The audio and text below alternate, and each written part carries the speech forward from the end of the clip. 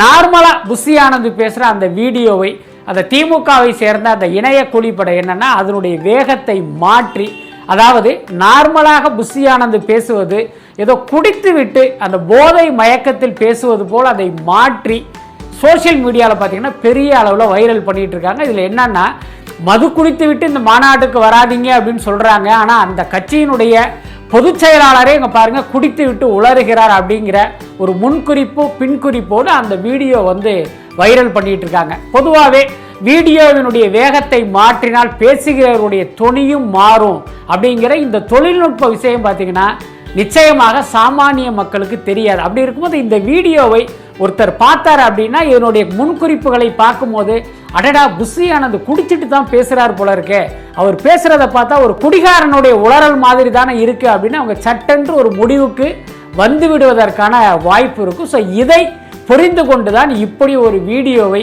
திமுகவுடைய IT wing social மீடியாவில் பெரிய அளவில் வைரல் பண்ணுறாங்க. இதை பார்க்கும்போது உண்மையிலேயே நமக்கெல்லாம் ஒரு மிகப்பெரிய வருத்தம் தான். என்ன காரணம் அப்படின்னா திமுக ஆரம்ப காலம் தொட்டே எதிரிகளுடைய கேரக்டரை படுகொலை செய்வதையே வழக்கமாக வச்சிருக்காங்க. அதாவது கேரக்டர் அசாசினேஷன் என்பதை திமுக ஒரு ஆயுதமாகவே தொடர்ந்து பயன்படுத்திக்கிட்டு இருக்காங்க அப்படின்னு தான் சொல்லணும். உதாரணத்துக்கு திமுகவை எதிர்த்து களம் கண்ட எம்ஜிஆர் மீது இவர்கள் வைத்த விமர்சனம் என்ன அப்படின்னா இவர் ஒரு மலையாளி அப்படின்னு சொன்னது மட்டும் இல்லை, இன்னும் கீழ்த்தரமான விமர்சனங்களை எல்லாம் அன்னைக்கு முன் வச்சாங்க.